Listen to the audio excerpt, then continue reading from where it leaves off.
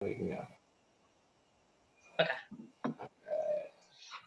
Before I start, actually, how many of you guys are familiar with the Oz principle? I'm not. Chuck, you are? I am not. Okay. It's pretty that's pretty much what this whole presentation is, but it's really intriguing. It's all about accountability. So the Oz principle, personal and team accountability. At Exit Right Realty, we are building a culture of personal and team accountability. The foundation of this culture of accountability is called the Oz principle. Next. Oop, there we go. Okay, so the Oz principle is probably, as you guessed it, has to deal with the Wizard of Oz. And each of these characters have a goal, something they want to achieve for themselves. But the problem is that throughout most of the movie, they're expecting someone else is going to do it for them. In the end, they all end up realizing that they all have the ability to do it for themselves and achieve their own goal. So that pretty much the Oz principle teaches us that we have the ability to achieve the results that are expected of us. Next. So there are two views of accountability. After the fact is who is accountable for failing to achieve the result. So that's when you ask after the fact. It's pretty much you wait for something wrong to happen and then you look to blame someone. A lot of people live in the after fact world of accountability, but if you can, the Oz principle has to do with asking that question before. So it's before you take on anything, you say who is accountable for failing to achieve the result, and then you take ownership and then you take leadership into all your actions and you hold yourself accountable. Rob, click the link. Oh, no, my dear, I'm a very good man. I'm just a very bad wizard. Well, what about the heart that you promised Tin Man and the courage that you promised Cowardly Lion? Well, so pretty much this shows that they're still in the second half of the accountability process. They're still pointing blame and they're blaming the wizard for all their failed efforts and not achieving their goals. I'm going to get back to the presentation. Oh, is it not back on there? No. Oh. Well, that's a problem. It didn't go back? No, hold on. Okay.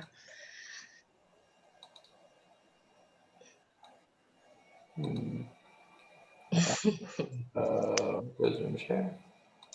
How about now? No.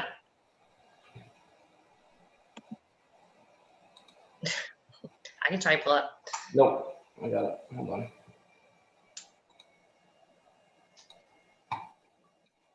Okay, we're in. So once you know what the result is supposed to be, you want to start at the beginning, like I said, and by asking who is accountable for failing and for achieving the result. By establishing this up front, it ensures that the result will most likely to occur. So next. Okay, consider culture the results pyramid. The success of any culture or organization begins with experiences with everyone comes in contact with us. If those experiences are positive, it will lead those people to feel positively about the organization and do things that are more likely to help become successful. So from this slide is pretty much every experience that you have in the industry, whether it be with agents or realtors or clients, try to make it the most uplifting, positive experience you can every time, because then it's going to establish the foundation. And when people experience new situations with Exit Right agents, they're going to have that positive feeling, and it's just going to keep feeding their mindset, their beliefs, which would be their actions of wanting, referring more business, which will lead to more results. Next. Why must leaders create culture? When we ask this question, who is accountable for achieving the result, we do this by implementing the steps of accountability. And the steps of accountability can be solved for different pieces. See it, own it, solve it, do it. So the first step, you have to be able to recognize what is going on, why you're not succeeding. once you see it, then you can start implementing steps to start changing it. So when see it and then you realize, maybe my part is a big part of why something didn't fail or why something failed, then that's when you own it. What can I do to change it or make it better in the future is when you can solve it. And then lastly, my favorite one is do it. Then, because if you do the first 3 and you don't do the last one, nothing will ever change. So to make this really come into effect, you have to have all 4 pieces, and then you have to always end up doing it. Next. See it. So you must see the reality of where you are. In other words, you must be willing to recognize that you're engaging in behaviors that are not helping you move ahead in whatever you want to do. In real estate and sales, you have to hold yourself accountable a lot, because we technically, as brokers, and you can't be forced to do anything. You are your own independent contractor, your own leader. So there is a lot at stake for you to kind of be on top of your own success. And this is ultimately taking ownership. Next. Let's see. So essentially ties our values. This slide essentially ties our values of customer focus and respect. We need to see things that customers need from us, our clients, our families, our partners in the community. We have a diverse workforce and diverse client population. We need to see the uniquenesses and differences in everyone we work for and everyone we work for. So essentially, you can't just do like a blanket slate of your business. You really, if you stop and just kind of perceive every scenario, people are different. There's no 2 transactions that are going to be the same.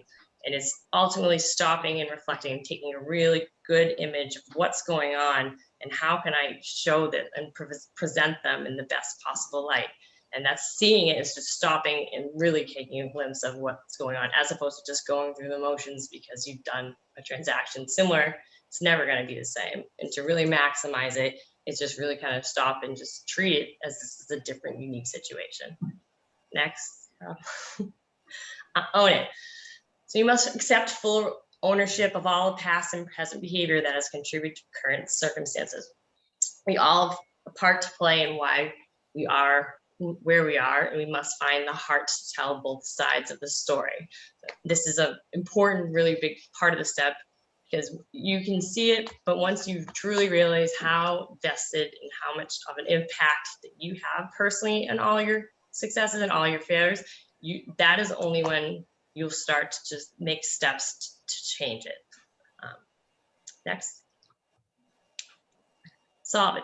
Solving means solving real problems, not tacking illusionary ones or just changing for change's sake. We can do this by constantly asking, what else can I do to get the results I want? Solving it is not just an extra activity, it's part of the job. So just going through the motions, if you're not getting the results that you are looking to achieve, that's when you need to stop and say, what else should I be doing? I mean, you keep hammering out and doing the same thing over and over again, but if you're getting the same results, it's never going to change unless you stop and really think. I always say, for every problem, there's a solution. And maybe just like a simple tweak of even a different form of prospecting or something different to channel it and see different results. I mean, if it's not working, this is when you can try anything, because then essentially you want it to get to work. So have fun, be creative, stop, and don't get discouraged. This is the whole part of the movies when they're starting. They gain a lot of their strength when they're walking down the yellow brick road, and it's like going through all those experiences. That is when they get to build their strength. Not in the beginning and not at the end, but it's the middle part. It's the meaty part of just grinding it and doing it and getting experience. Next. Do it. So embracing your full responsibility for results and remaining answerable for your progress and attaining those results, regardless of how and why you managed to get into your current situation. This is the last one, is probably the hardest one. There's a lot of people out there who will do the first 3 steps, but then the 4th one is when the fear comes in. There's a lot of things in sales and in life that involves action, and a lot of people are afraid to do that last step or rationalize or play victim to why the last step happened. it's all preventative measures to get you to move to action. If you once you get to this step and you're able just to push through, you will then everything, not just one thing, but your personal life and your business life and your finance, everything will start to change when you start to hold yourself accountable, do the 4 steps, and just trudge on. It's only growth from that point on. Next. Steps to accountability. So as you know, there's 2 parts of it. You can either be above the line, which is this is game changing. Once you start to see it, own it, solve it, do it, once you apply those steps to all areas of your life, you will get results, if not instantly, it's sustainable results over time. But a lot of people fall below the line in accountability, and they wait and see what's happened instead of going out there and getting what they want. They have every excuse possible. They don't know what to do. They don't want to reach out to leadership. They cover their tail, like they finger point and blame other people. They truly ignore and deny what's the problem and think that it's not the problem, but they think it's something else that's wrong. And then lastly, it's not my job. So those are all, if you've ever thought of us, and you're human, we are human, all of us have thought about that one time or another. It kind of helps with stress when stressful situations or things are going your way. But if you stay in the below the line game too long, you will never improve. It's always playing victim, and it's always, you're not going to work on how to change things. You're just going to settle with what's going on. Robbie will play the video.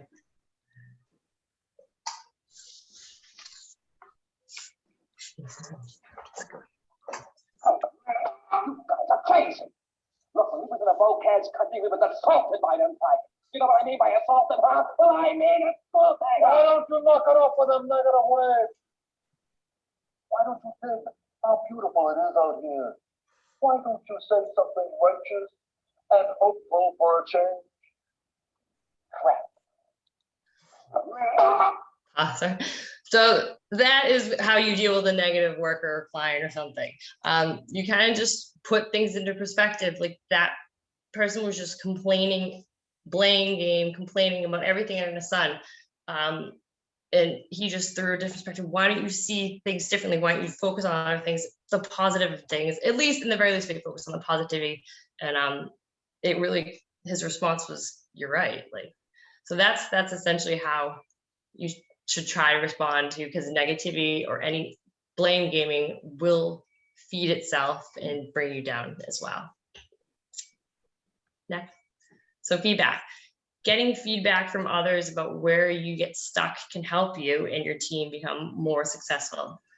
Asking for giving feedback to someone keeps the team moving forward more rapidly, and getting feedback leads to less wasted time on the wrong yellow brick road. Next. So the filtering feedback, sometimes it's hard to get feedback from people, and sometimes when you do get feedback, unexpected feedback especially, there are certain ways on how we react and how we respond to it that's not productive at all. Up next. So there's many of us have probably done this, and like I said, we're all human, but the way we respond to feedback that we don't like is we question, is that information really accurate, or like, did they have it wrong? Like, or they don't have a basis for telling me these things. I didn't ask for them, or they just outwardly came out and said us, and they have no basis for it. Another way is this information pertinent to me in my profession, or they're just giving me unwarranted advice? And when you say right or wrong, is that I don't think whatever she said is right. I think she's completely wrong and an idiot what she talks about. Like, so it's all how you respond. But at the end of the day, the feedback, probably there's some part of it that could help you in your business if you just really looked at it as like a blank slate, unbiased, and just like, you know what, I'm gonna look into that and see if that, if that might help my situation. Next. So more specific. So there are 2 responses to when people give feedback, is that the belief I want people to have? So if you're not sure about the feedback, you can ask that question. When they say it, is that the belief I want people to have of me? And if the answer is no, then it's probably some sincere feedback. And then you can take steps to stop and say, well, what can I do to change that? What can I do to prevent that in the future from happening again? Because I don't want people to have that belief of me.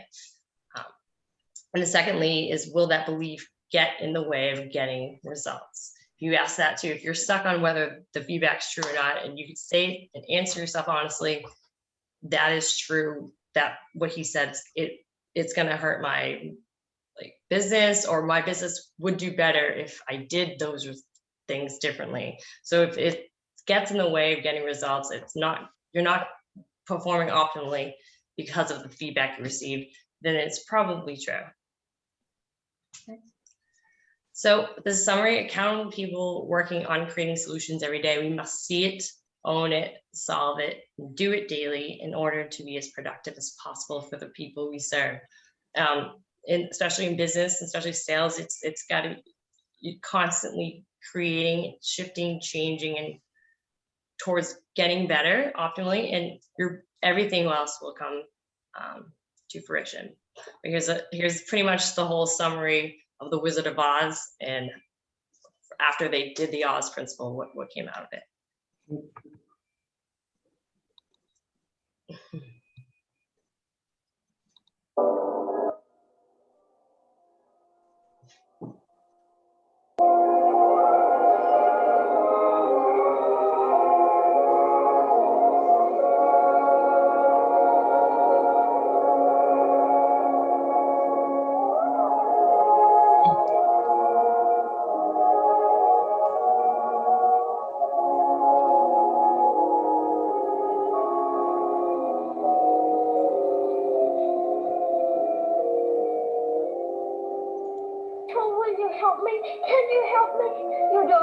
Helped any longer.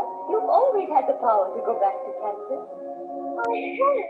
Then why didn't you tell her before? Because she wouldn't have believed me. She had to learn it for herself. What have you learned, darling?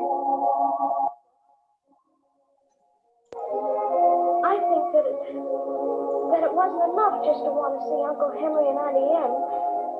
And it's that if I ever go looking for my heart's desire again, I won't look any further than my own backyard, because if it isn't there, I never really lost it to begin with. Is that right?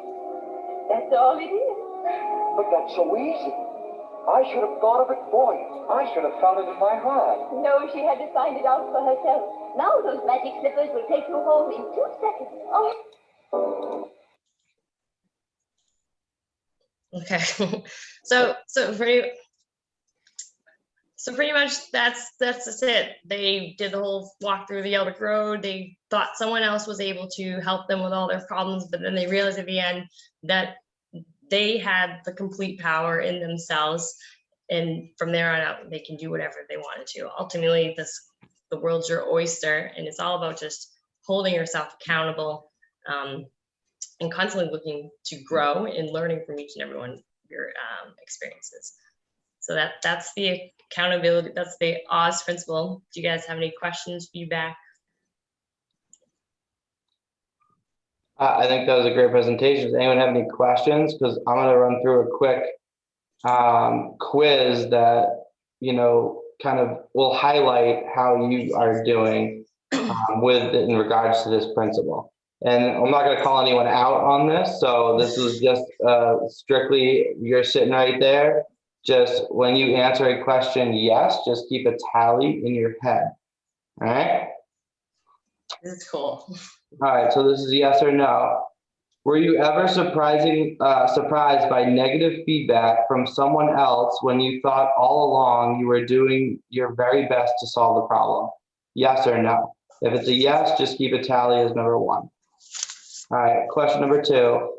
Have you ever spent time blaming others and pointing fingers when things did not go the way you wanted them to go? Yes or no? Number 3, did you ever suspect something would become a problem for someone else or for your organization, but did nothing about it? Yes or no?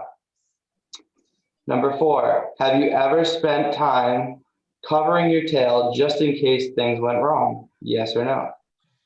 Number 5, have you ever said, it's not my job, and expected someone else to solve the problem?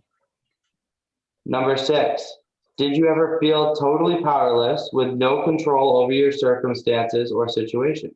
Yes or no? Number 7, have you ever found yourself waiting to see if a situation would miraculously resolve itself? Yes or no? Number 8, have you ever said, just tell me what you want me to do and I'll do it? Yes or no? Number 9, have you ever felt that you would not have done things differently if it was your own company? Yes or no? And finally, number 10, do you ever tell stories about how someone took advantage of you, a boss, friend, a contractor, a salesperson, etc.? Yes or no? All right, now I'm not going to ask, but I got 2 of these. And Colleen, if you want to answer how many you got, you can as well. But so if you got, But all right, so I'm going to read you what the points measure up as. So if you got 0 points, so this is the victim cycle self-examination scoring is what it's called. If you got 0 points, you're not being honest with yourself. Go back and try it again, but this time sit in a closet so no one can see your results. If you got 1 point, if you only scored 1 point, you know you are capable of falling below that line, but you probably do so more often than you're willing to admit. So if you got 1 point, you're below that line Colleen was talking about more often, but you're not willing to admit it. 2 to 4 points, you should take some satisfaction from the fact that you're only human. 5 to 7 points, you realize that you can easily fall below the line. And if you got 8 to 10 points, you are a very honest person, quite normal, and should find the steps to accountability very helpful. So is anyone willing to share where they fall on that? Bonnie? I was a 6. All right. oh, So you realize you can easily fall below that line. Oh, yeah. Oh, yeah. I was 5. All right, Kathy was a 5, so same thing. Anybody else want to share? You don't have to. 3? All right. So, yep, you fall right in the same line. So this is just a good self-check. I mean, everyone can always do better with accountability. Some tricks, Colleen's very self-motivated. So she holds herself accountable. Same thing with JT. They hold themselves accountable on a daily basis by meeting their goals, exceeding their goals, and kind of asking them, Colleen and I have this question all the time, what could we have done better to have a different outcome? Or what could we have done differently to have a different outcome? So, she's a queen of asking me that question, and I hate it. But, it's a very important question. So it's kind of that gut check of, hey, like, what do we do? How can we get better? How can we improve and move forward? So if you're not asking yourself that question on a regular basis, then you're not holding yourself accountable. And sometimes what is very easy to do to kind of change that, if you're having trouble holding yourself accountable, is to have an accountability partner. So what you do is then you take that person, you guys talk about your goals, and you hold each other accountable for what you say you want to accomplish. So if you say you want to have 10 new sales in the next 4 months, and you're going to do it by X, Y, Z, A, B, C, well, your accountability partner needs to know that that's what your goals are. That's how you're going to accomplish them. And they should be checking in with you on a regular basis, whether it's weekly or monthly, whatever you decide, to say, hey, how are you on your goals? Someone that's just kind of going to make you stand out and say, I'm doing this, I'm doing that, I haven't done this, I need to do better on that. And it's a way to kind of help you self-evaluate your process. And that's what we do with the business planning. So it's also asking for feedback. Don't hesitate to honestly even reach out to your coworkers, anyone, and just be like, how do you think I'm doing? Like, how could my business be? And asking, like, for just a snapshot of feedback of how you are in the business and see what they say. Feedback is definitely humbling and welcoming, and you can take it and use it to your advantage. But also, I imagine there's probably a few people you guys thought of when you heard some of the stuff about accountability. Was there people that popped into your head? Oh, yeah. With the what? I said, oh yeah. The victimization and the blaming and whatnot. So it's once I did this training and I learned about it, it's like several people popped into my head, and then I thought, those people probably need the feedback the most and are probably going to kill me after that. But it's all about just holding it accountable. And I started with Rob, but so I like to really push people to grow and push people, and you can take the feedback or you could just piss off and tell me to go away. But I find it never hurts to know another person's perspective. So.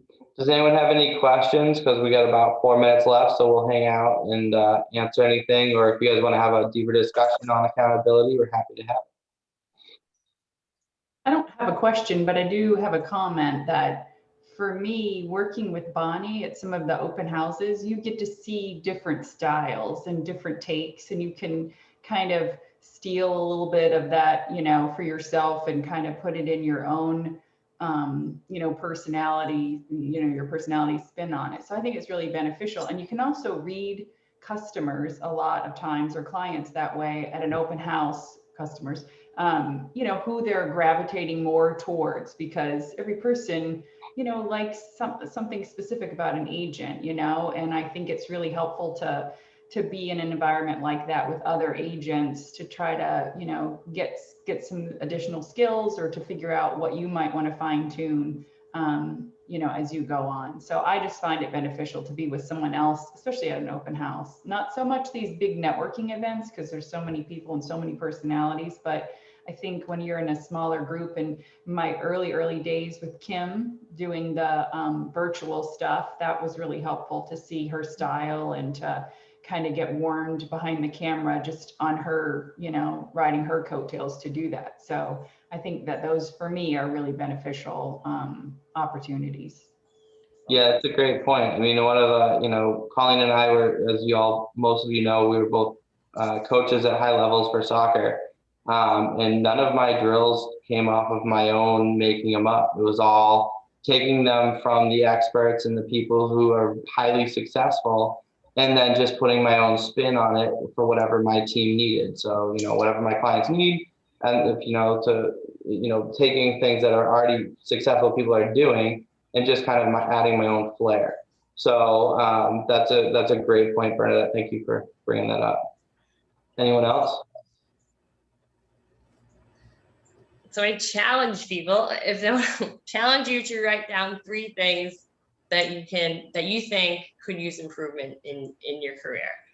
Take an honest look and say, why am I not achieving the results that I want to be? What do I need to do to get there? And just write down 3 and just go from there. Mm-hmm. Yeah. Awesome. All right. Well, we are at 12:28. So yes. Well, you send those questions to us so that we could read them again and think about them? Yep. Okay. Absolutely.